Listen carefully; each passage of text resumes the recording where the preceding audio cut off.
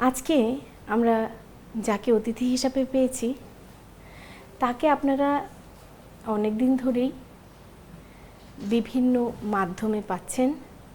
চিরাচরিত মা, এছাড়াও আরও বিভিন্ন চরিত্রে পরিচয় দেওয়ার অবকাশ থাকে না।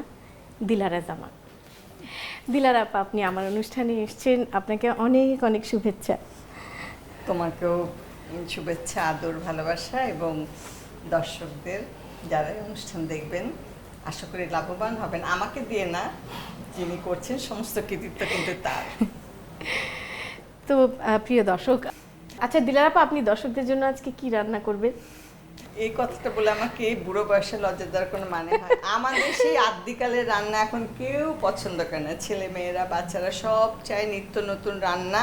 কিন্তু যত যাই বলেন দিলারা আপা, আমরা যত ফ্যাশনেবল রান্নাই রাঁধি, ট্র্যাডিশনাল রান্নার কিন্তু জুড়ি নেই। আমাদের টেস্ট বার্ডসগুলো কিন্তু তৈরি হয়েছে আমাদের জেনারেশনে, অন্তত দেশি রান্না, সেই চিরাচরিত রান্না, এবং বিশেষ বিশেষ পর্বে কিন্তু আমরা সেগুলোই এক্সপেক্ট করি। কিন্তু ওই বাচ্চারা এখন ভাই আর এগুলো আমাদের সে পুরানো রান্না পছন্দ করে না।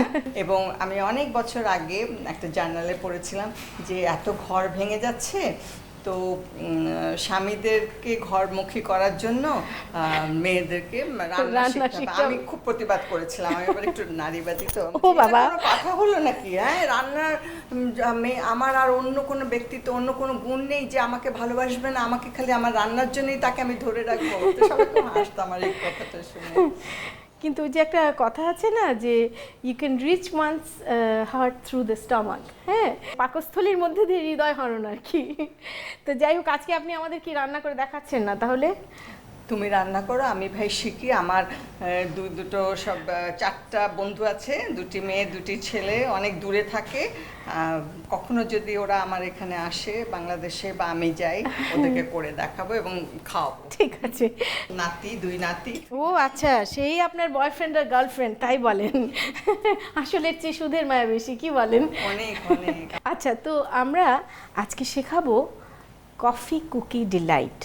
কফি কুকি ডিলাইট তৈরি করতে আমাদের লাগবে কফি 3 টেবিল চামচ, চিনি 1 টেবিল চামচ, বিস্কুট 2 প্যাকেট, দই 1 KG, condensed milk 1 cup, cream 1 cup এবং ভ্যানিলা সামান্য পরিমাণ। আগে কফিটাকে আমাদের মেল্ট করে নিতে হবে। হ্যাঁ, তো আমরা যদি খুব স্ট্রং কফি টেস্ট পেতে চাই তাহলে কফিটাকে না ব্রু করতে হবে। ব্রু করতে হবে মানে একেবারে যে বয়লিং হট ওয়াটার অল্প একটু দিব।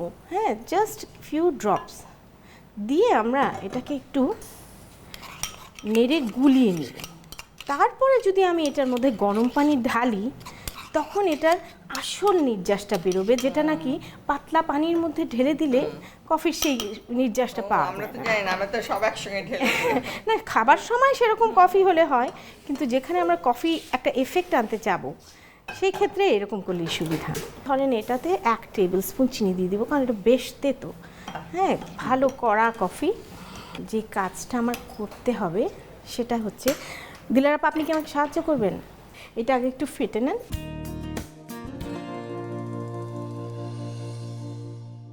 আমি এই ফাঁকে এই বিস্কিটগুলোকে জাস্ট এই কফির মধ্যে ডিপ করে উঠিয়ে নিয়ে এখানে দেব, তাহলে পুরো বিস্কিটের মধ্যে না একটা কফি ফ্লেভার চলে আসবে। এখন আপনি এটার মধ্যে দেবেন কনডেন্স মিল্ক, একেবারে 1 টিন কনডেন্স মিল্ক।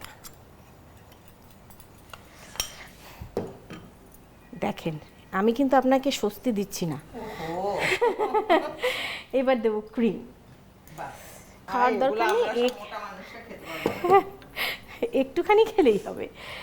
একটু ভ্যানিলা, বাস। বিস্কিটগুলোকে কিন্তু জাস্ট ডুবিয়ে উঠিয়ে ফেলতে হবে, না হলে নরম হয়ে যাবে আগেই, ফলে স্ট্যাক করা সম্ভব হবে না।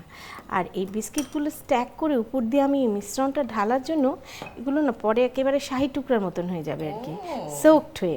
অথচ বিস্কিটগুলোর মধ্যে কিন্তু অলরেডি কফি ফ্লেভার আছে। আবার বেশি কফি থাকলে তেতো হয়ে যাবে, তো জাস্ট একটু ডিপ করে। হ্যাঁ, দিলারা আপা কি রাতে ভালোবাসেন? 50 বছর পূর্বে পূর্ণ হবে আগামী বছর। কি সাংঘাতিক! বিয়ের রাত্রি থেকেই রান্না শুরু হয়েছে। গল্পটা বলি তাহলে। হ্যাঁ। জামাইকে তো অনেক সে বড় রোস্ট সব এত বড় খাসির রানে সব দিয়েছে তো বিয়ে বাড়িতে। হ্যাঁ, তো আমার তখন ঢাকা শহরে একটাই শাহবাগ, এখন যে হাসপাতাল, হ্যাঁ, শাহবাগ হোটেল ছিল। হ্যাঁ হ্যাঁ। তো আমার স্বামী উনি খাবে, এত মজা দেখছে, পুরো এত বড় মুরগির রোস্ট, তারপরে খাসির রান। কিন্তু ওই যে সর্দার জয়নুদ্দিন ছিলেন একজন কবি, উনি ছড়াকার, উনি আমাদের বিয়ের আর কি উকিল বাবা, উনি এরকম করে চোখ টিপ দিচ্ছে যে এরকম মানে তুমি খাবা না। উনি আর খাই নাই লজ্জার চোটে, কোন অসভ্য বিয়ে করে, এত ভালো ভালো খাওয়া, আমি কিচ্ছু খেতে পারলাম না। আমরা আম্মা তো দিয়ে দিবে তোমাকে ওটা, কালকে সকালে দেখবে নাস্তা করবে। তো আমরা কি সকালে নাস্তা করা, সারা রাত কি হবে? আমি কিছু খাইনি। এর মধ্যে কাজের ছেলেটাকে বলছি কি যে এই আমি খাইনি, আমার খিদে লেগেছে, ভাত আছে কিনা দে। বলছি কি আমি দুপুরে যে খেয়েছি সেই ভাতে পানি দিয়ে রেখেছি, দে আছে, বলকি ডিম আছে। আমাকে বলছে কি ডিম ভাজি করতে পারো? চিন্তা করো, নতুন বউকে বলছে ডিম ভাজি করতে পারো।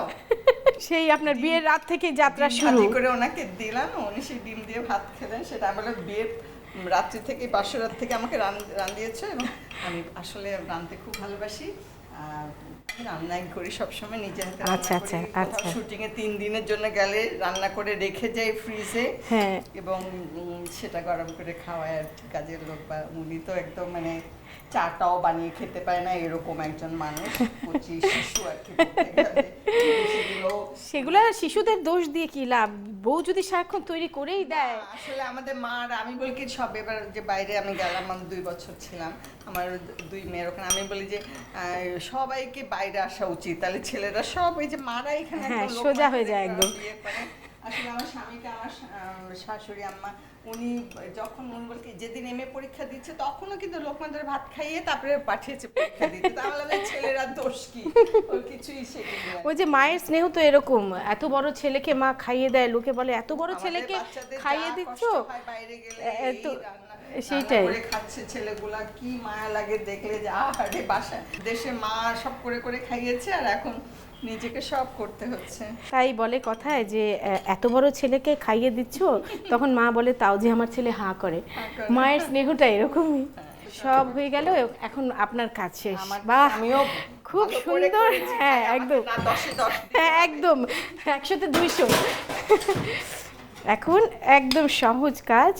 প্রথমে বিস্কিটগুলোর উপর দিয়ে কনডেন্স মিল্ক বলো, এগুলো সবই তো মজার। হ্যাঁ, এবং সবচেয়ে সুবিধা কি, এগুলো সিম্পল আইটেমস, হাতের কাছে অ্যাভেলেবল, খুব তাড়াতাড়ি চট জলদি একটা ডেজার্ট করতে। মেহমান আসবে বলো, তুমি চট করে করে 10 মিনিটের মধ্যে হয়ে গেল। রেখে দিতে পারো।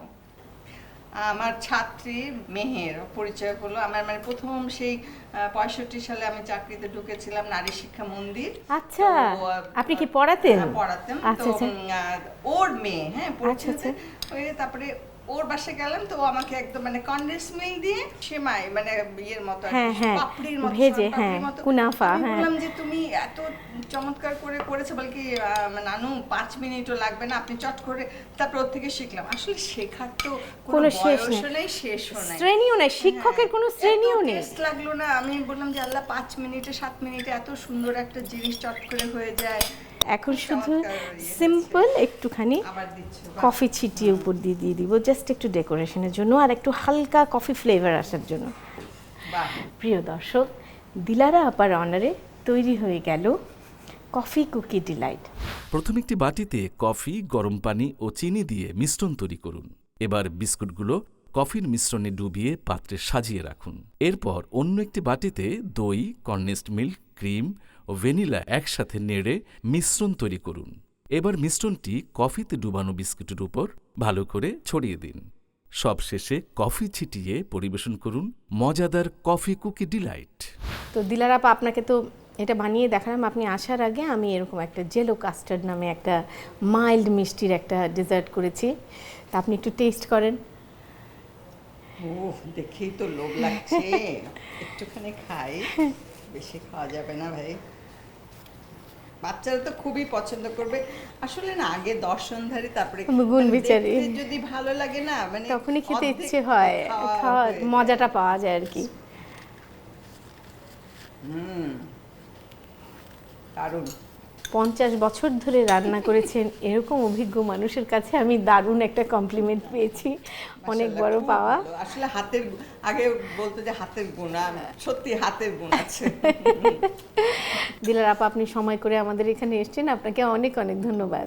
তোমাকেও ধন্যবাদ, দেশ টিভিকে ধন্যবাদ, দেশ টিভির অগণিত দর্শকদের ধন্যবাদ। আশা করি আপনাদের এই অনুষ্ঠানটা খুব ভালো লেগেছে এবং আপনারা উপকৃত হয়েছেন। অবশ্যই আমি বলবো এই কথাটা। প্রিয় দর্শক, দেখলেন তো তাহলে তৈরি হয়ে গেল চট জলদি কফি কুকি ডিলাইট, আর সেই সাথে জেলো কাস্টার্ড। আপনারা রান্না করুন, খান, আনন্দ করুন, আর আমার কথা মনে করুন। এই কামনে আজকে শেষ করছি। আগামী সপ্তাহে আরও কিছু রান্না নিয়ে হাজির হব। তার আগ পর্যন্ত সবাই খুব ভালো থাকুন।